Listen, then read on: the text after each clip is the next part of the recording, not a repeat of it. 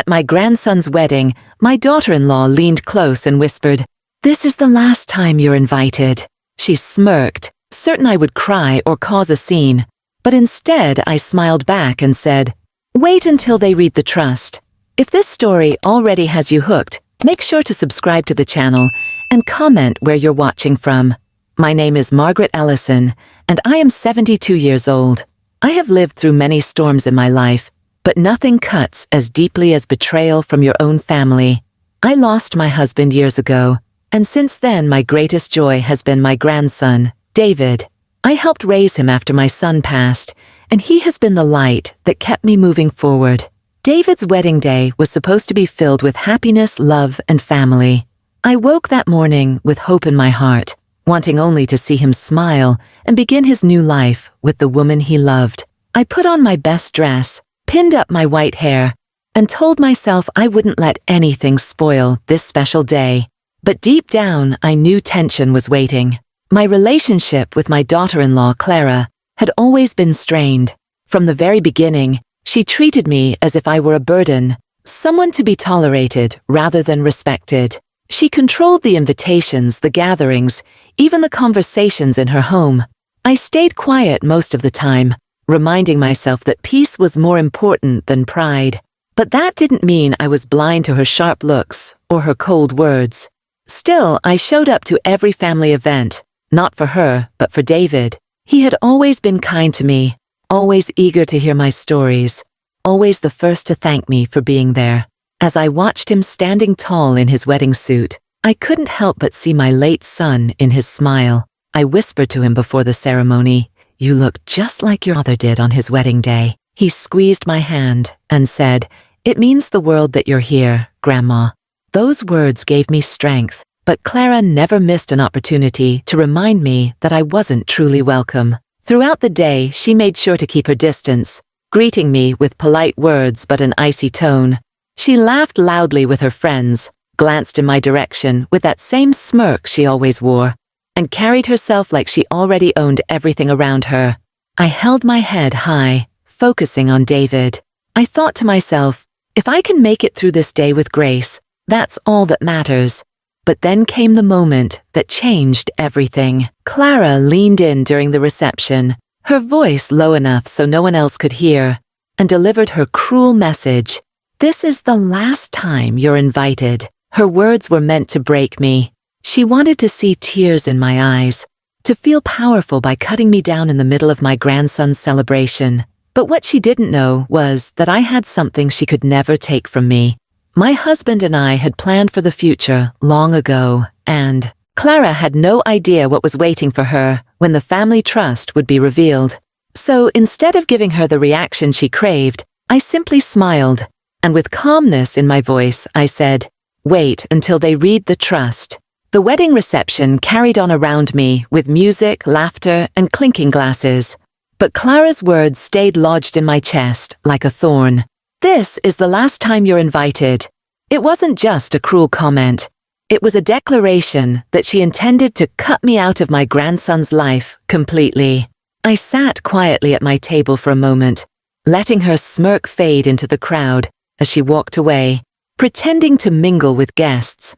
Inside, though, I felt the sting of betrayal sharper than ever. For years, I had tried to give Clara the benefit of the doubt. I told myself she was stressed, that she was trying to manage too much, that maybe she didn't know how to show warmth. But the truth was, she had always seen me as an obstacle. To her, I wasn't family. I was competition for influence over David. Every holiday dinner, every birthday celebration, every family gathering carried the same undertone. Her subtle digs, her forced politeness, her determination to make me feel small. And yet I endured it for David. He was the one who would hug me tightly after every visit and whisper, "Thank you for being here, Grandma." He saw me, even when Clara tried to erase me. That love was what kept me coming back, year after year, even when it hurt. But now, at his wedding, the happiest day of his life, Clara had decided to draw her line in the sand. She wanted to make sure I knew my time was over. I looked around the room and saw David dancing with his new bride, his face lit with pure joy. He had no idea of the exchange that had just taken place. Part of me wanted to tell him right then and there, to pull him aside and share what Clara had said, but I couldn't bring myself to ruin his moment. His wedding was about happiness, about a fresh start, not about family battles. So I held my tongue, even though every word burned in my throat. But silence didn't mean surrender. As I sipped from my glass of water, I thought about the trust. My late husband and I had created it carefully, wanting to protect our family's legacy. We had seen too many stories of families torn apart by greed, and we wanted to make sure David would have security and guidance long after we were gone. Clara had always assumed she would inherit control of everything. She thought that by marrying into the family, she would eventually own it all. What she didn't know was that her name was nowhere on the documents. My husband had been very clear. Everything was tied to David, and I was named as guardian and trustee until he was fully ready to manage it. That knowledge gave me a quiet strength. Clara believed she held all the power because she could exclude me from dinners and celebrations. But she was blind to the truth that the foundation of this family's future was in my hands. As the evening went on, Clara kept her distance, but I could see her glancing at me now and then. She was waiting for me to break, to wipe tears from my face, to leave the reception early in shame. But every time our eyes met, I gave her the same calm smile. It unnerved her, though she tried to hide it. She wanted me weak, but instead, she saw someone who wasn't shaken. When the cake was cut and the first dances ended, I excused myself for some fresh air. Outside under the string lights, I thought about my son, David's father. If he were alive, he would never have allowed Clara to treat me this way. He was a good man, strong but kind, and I could almost hear his voice reminding me, "Don't let anyone take your place, Margaret. You've earned it." That night, I made a decision. I would no longer keep quiet out of fear of rocking the boat. Clara had made her move, and I would answer it, not with petty words or arguments, but with the truth that was already written in the trust. She thought she had shut the door on me, but she didn't realize the locks were mine to control all along. When I returned to the reception hall, I carried myself with a new calmness. The sting of Clara's words was still there, but it was no longer heavy. I knew the day would come when the papers would be read, and the smirk she wore so proudly would fade into silence. For the first time in years, I wasn't afraid of her. I was ready. That night, after the wedding ended and I returned home, I took off my shoes and sat quietly in my living room. The flowers I had bought for the ceremony were still sitting in a vase by the window, their petals already beginning to wilt. Clara's words replayed in my mind again and again. "This is the last time you're invited." I could still see the smirk on her face, the satisfaction in her eyes, as if she had finally erased me from the family I had worked so hard to keep together. For a while, I let the tears come. I had held them back all evening, so David wouldn't see me upset, but alone in my home, I allowed myself feel the hurt. Being cast aside by a stranger is painful enough, but being dismissed by your own daughter-in-law in front of the very family you helped build cuts deep in a way few people can understand. But even as I cried, another feeling began to rise. Resolve. I stood and walked over to the old oak cabinet in the corner of the room. Inside it, in a locked drawer, was the folder I had kept safe for years. My husband and I had prepared it together long before he passed. Inside were the trust documents, carefully signed, sealed, and notarized, spelling out exactly how the family's estate and legacy would be handled. My husband had been wise. He knew that money and property can either bind a family together or tear it apart. He wanted to make sure his grandson was cared for, and that greed would not corrupt what we had worked a lifetime to build. I pulled the folder out and laid it on the dining room table. My hands shook slightly as I flipped through the pages, not from fear, but from the weight of what they represented. Every line, every clause, every signature was a reminder that foresight and planning could outlast even the sharpest cruelty. Clara might think she held the power now, but the truth was sitting in front of me on the table. As I read through the trust, I remembered the long nights my husband and I had spent talking about our future. He used to tell me, "Margaret, family can lose its way sometimes, but if we protect David, We protect what really matters. He had insisted that the estate bypass Clara completely, ensuring that the assets would go directly to David, with me as the trustee until he was fully ready to manage it. Clara's name appeared nowhere in the documents. She had assumed for years that her marriage had given her control, but she was mistaken. That realization gave me strength. Clara wanted me to shrink into silence, but now I knew I had the upper hand. I wasn't just a grandmother sitting on the sidelines. I was the keeper of the trust, the one person who could ensure that her cruelty didn't become the family's future. The next morning, I called Mr. Hamilton, our family lawyer, a man my husband had trusted for decades. When he picked up, I explained what had happened at the wedding and Clara's cruel words. There was a pause on the line before he spoke, his voice calm but firm. "Margaret, you did the right thing by not reacting in anger. Let the documents speak for themselves. When the trust is read, everyone will see the truth. Until then, hold your head high." His reassurance steadied me. I thanked him, and after we hung up, I sat quietly for a long time, thinking about what came next. For the first time in years, I felt no fear of Clara. She might still sneer. She might still try to exclude me from dinners and holidays, but her power was only temporary. The trust was the foundation, and she couldn't touch it. Later that week, I decided to organize everything. I made copies of the trust and placed them in a separate folder. I labeled each section carefully: estate, savings, property, so there would be no confusion when the time came. I locked the originals back into my cabinet, but this time I didn't feel like I was hiding. I felt like I was preparing for a day that would finally bring clarity. That evening, as I sat with a cup of tea, I thought about David again. He had no idea of the storm brewing around him. He was just starting his married life, eager and hopeful. I would not let Clara's bitterness poison his future. That was the turning point for me. I realized this wasn't just about protecting myself from Clara's cruelty. It was about ensuring David had the legacy his grandfather wanted for him. So I made a promise to myself. I would no longer shrink when Clara tried to push me aside. I would no longer let her words wound me. Without an answer, when the time came, when the trust was read aloud, everyone would see where the truth lay. Clara might think she had the final word, but she didn't realize the story wasn't over. That night, as I put away the documents and turned off the lights, I whispered quietly to myself, "You thought you broke me, Clara, but all you did was remind me how strong I really am." The day of the trust reading arrived a few weeks after the wedding. I woke early, nerves twisting in my stomach, but I dressed carefully in a dark blue dress and pinned my white hair neatly. This wasn't just another family meeting. This was the day the truth would finally be spoken aloud. The day Clara's smirk would meet the weight of reality.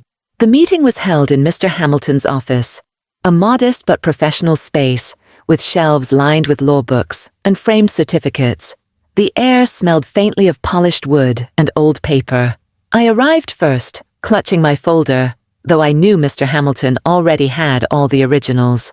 I sat quietly in one of the leather chairs, hands folded in my lap, trying to calm my breathing. Soon David walked in with his wife, Emily. He smiled warmly when he saw me and kissed my cheek. "I'm glad you're here, Grandma," he said. His presence gave me strength. He had no idea what Clara had said at the wedding, but soon he would understand everything. A few minutes later, Clara swept into the room. She wore a sharp suit and carried herself with the confidence of someone who believed the world owed her something. She glanced at me, her lips curling into that same familiar smirk. She thought this was her victory lap, the moment she would finally cement her place at the center of the family's legacy. Mr. Hamilton entered last, greeting everyone before settling at his desk. He placed a thick envelope on the table and cleared his throat. "Thank you all for coming. Today, we will be reading the terms of the Ellison Family Trust, established by Mr. Robert Ellison and updated before his passing. This trust governs the estate, savings, and property holdings." I watched Clara lean back in her chair, crossing her legs with a self-satisfied air. She didn't know the details, but she assumed the wealth and authority would flow to her as the surviving spouse of my late son. She had lived so long believing control was hers That she never considered my husband might have thought differently. Mr. Hamilton adjusted his glasses and began reading. His voice was calm, steady, professional. The trust specifies that the estate, accounts and property are to pass directly to the grandson, David Ellison, as the primary beneficiary. Until such time as David is fully prepared to manage these assets independently, Margaret Ellison, his grandmother, is named as trustee and legal overseer. The words settled into the room like a thunderclap. Clara's smirk froze on her face. Her confident posture faltered, and for the first time in, years, I saw genuine shock in her eyes. Mr. Hamilton continued, "No other parties are named in the trust. There are no provisions granting authority or inheritance to spouses outside the direct line of descent." Clara shot forward in her chair. "What? That's not possible. I was his wife for decades. I raised David. I was part of this family just as much as anyone else." Her voice was sharp, her composure cracking. Mr. Hamilton remained calm. "I understand this may be upsetting, Mrs. Ellison, but the documents are clear. The trust was designed to protect the family's legacy for David, not to extend beyond him. Your name does not appear on the trust." David turned slowly toward his mother, his brow furrowed. "Mom, did you know about this?" His voice carried a mixture of confusion and disappointment. Clara stammered, I thought, I was sure." Her eyes darted to me, filled with anger now. "You knew about this, didn't you?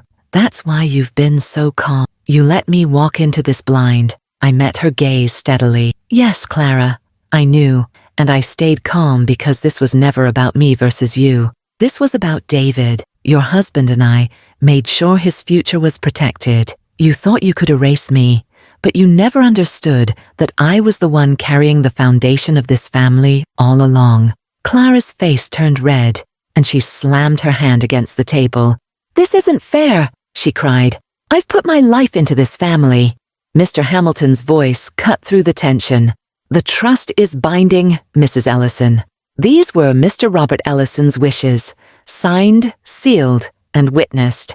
There is no legal challenge you can make that will change them." The room fell silent. Clara sat back heavily, her smirk gone, her power stripped away by nothing more than ink on paper and the truth she had ignored for years. David reached for my hand, his eyes shining with gratitude. "Grandma, you protected me." His voice cracked with emotion. I don't even know what to say. I squeezed his hand gently. "You don't need to say anything, David. Your grandfather and I wanted this for you. All I ever wanted was to see you secure and happy." As we left the office, Clara trailed behind us, her footsteps heavy. For once there was no laughter, no sneer, no cutting remark. The silence that followed her was louder than any words she had ever spoken. Outside the sun was shining, and I lifted my face to it, feeling warmth on my skin. I thought back to the wedding, to Clara's smug whisper meant to break me, and I realized the sweetest victory was not gloating, but standing tall in the truth. The trust had spoken, and in that moment, the smirk that had haunted me for years was finally gone. Walking out of the lawyer's office that day, I felt a peace I hadn't known in years. The battle that had been quietly raging between Clara and me was finally over, and the truth had spoken louder than either of us ever could. I had not raised my voice. I had not caused a scene. I had simply trusted the foresight my husband and I had set in place, and now the family's legacy was protected. Clara's smirk, that cruel expression she wore so often, was gone. For the first time, I saw her not as the woman who had power over me, but as someone defeated by her own greed. As we walked down the steps, David stayed close to me. He looked at me with an expression I will never forget. Part gratitude, part sadness, part awe. "Grandma," he said softly, "I didn't realize how much you've been carrying all these years." His words filled my heart with both pride and sorrow. Pride because he finally understood what I had done for him, and sorrow because it had taken so much conflict for him to see it. I patted his hand and said, "I didn't carry it alone, David. Your grandfather planned it with me. We just wanted to make sure you would be all right." That night, when I returned home, I set the trust documents back in the cabinet where they had always been kept. But this time I felt differently. For years I had treated them like a shield I might one day need. Now I saw them as something else. Proof that love can outlast greed. Proof that careful planning can silence cruelty. The days after the reading were quiet, but not without their challenges. Clara avoided me completely. She didn't call, didn't show up at family gatherings. And when I did see her by chance, her eyes burned with resentment. I could feel the distance between her and David, too.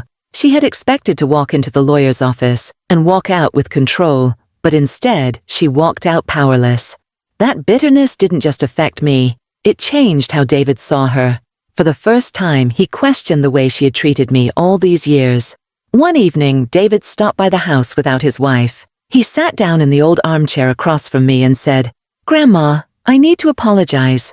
I didn't see it before, but Mom has been trying to push you out for a long time, hasn't she?" His honesty brought tears to my eyes.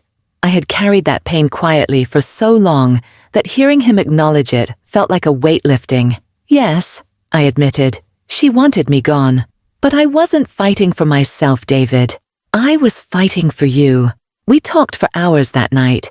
I shared stories about his grandfather, how he always thought ahead, how he cared about legacy, not because of money, but because of what it represented: family, stability, roots. David listened intently, and by the time he left, I felt closer to him than I had in years. The trust hadn't just protected him financially. It had reminded him of where he came from and of the love that had built his life. As for Clara, I can't say what her future holds. Maybe one day she'll realize that cruelty doesn't win in the end. Maybe she won't. But I no longer worry about her. She no longer has power over me, and, more importantly, she no longer has control over David's future. Her smirk might return in smaller ways, but it will never again carry the weight it once did.